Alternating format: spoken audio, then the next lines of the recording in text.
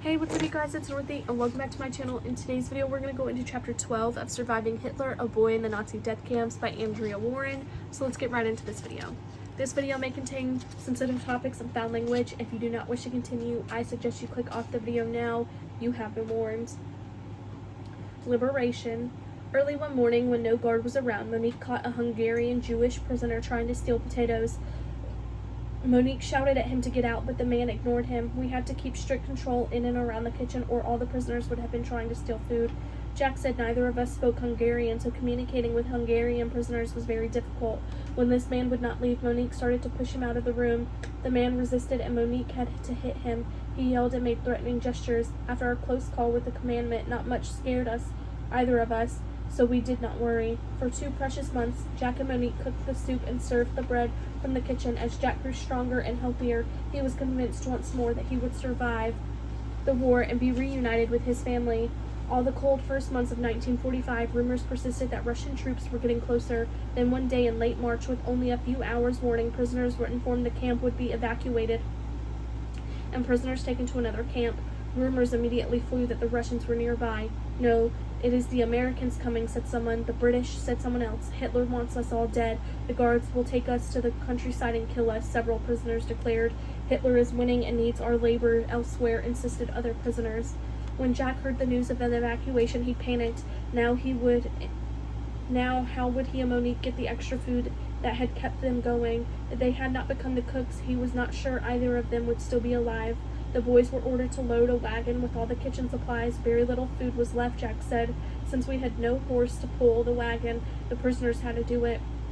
A drizzly gray rain began almost as soon as the group of several hundred left the camp. Headed west, the guards were covered with rain ponchos and wore coats and boots. Prisoners only had their thin uniforms and wooden shoes.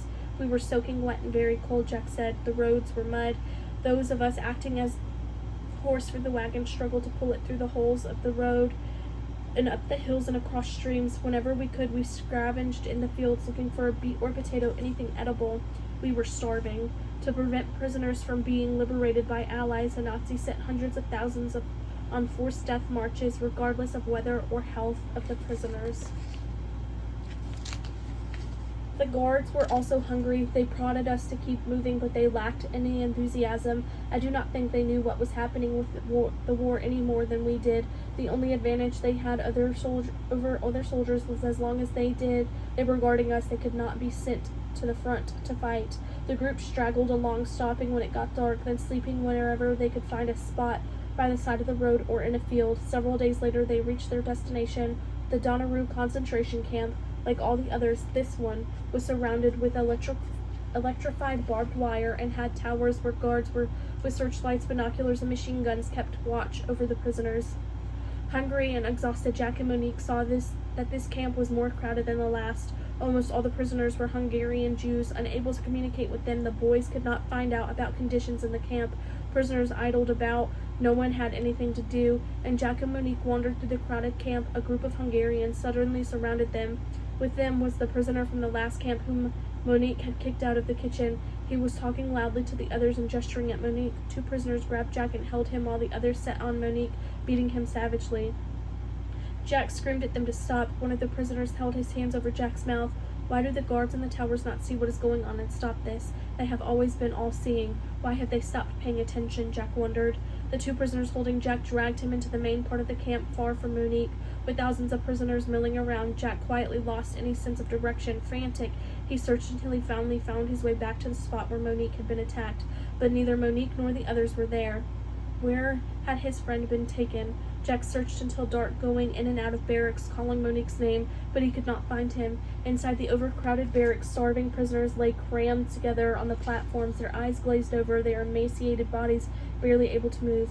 Jack realized that many of these men were ill with typhus, which explained why the guards did not come into the barracks or patrol the camp on foot, but stayed at a safe distance in the guard towers. Gangs of Hungarian prisoners seemed to control the camp, and the guards did nothing. The night Jack and That night, Jack and hundreds of other prisoners were ordered to sleep on a concrete floor in one of the camp buildings. They had no blankets. It was very cold. Around Jack, sick prisoners coughed and cried. We had been given nothing to eat, said Jack, and after our long march, my body was already starting to weaken. Even though I had gained strength while I was the cook, I was very worried about Monique. I knew he could not be in good shape if he was still alive. Camp conditions were so terrible that prisoners were given 1 cup of soup a day, and this was really only flavored water. Several times a week they got a little bread. Some days there was nothing. Although roll call was held each morning, the daily death toll from typhus and starvation was quickly reducing. The prisoners' population, the camp crematorium, bleached black smoke all day and all night. With no work, I spent my days looking for Monique. Jack said, I was so weak I worried about fainting. At night, I worried about freezing. I was covered with lice and had no way to clean myself or to wash my uniform. I could not communicate with other prisoners. I had no friends. I could do nothing for myself or for anyone else. I was sure Monique was dead. I had never in my life felt so alone. I had been in this camp for 5 or 6 weeks when one day I was sitting on a stoop and the realization came over me that I only had weeks to live. I had survived in the concentration camps almost 3 years, and I knew that what I was feeling was what I had seen many times in men's eyes shortly before they died. I did not have the will to go on. That night, for the first time in Jack's experience, the prisoners were locked in their barracks. They could hear Allied planes flying overhead and the occasional sound of bombs blowing up ground targets. Peeking through cracks in the walls, they could see anti-aircraft fire light up the sky. Jack knew the camp could be a target, and they might be blown to bits. He did not care. He would not live to see liberation. He cared only that the Allies were bombing Germany and that Hitler would lose the war. But Hitler had won the game with Jack. The next morning he awoke to a strange void. No capo was yelling at him or trying to beat him over the head. Weak with fatigue and hunger, he slowly sat up. He could hear nothing outside the darkened barracks. Other prisoners were starting to stir, and Jack forced himself to stand up and look around. 2 prisoners were trying to break down the locked door. They motioned for Jack to help. Several other prisoners joined in. With great effort, they finally broke the hinges. Rays of daylight trickled into the room. It could be a trap. Did they dare go outside, where guards with machine guns waiting to shoot them all? Jack and several others stepped outside and looked around. Seeing nothing, they signaled for the others to follow. Silently, they shuffled toward the center of the camp. Jack was the first to get a clear view of the guard towers. Empty. He began to shout and point, and instantly the other prisoners let out a cheer and began hugging one another. They started breaking the locks off all the barracks. Soon thousands of prisoners filled the center of the camp. They broke into the kitchen, no food.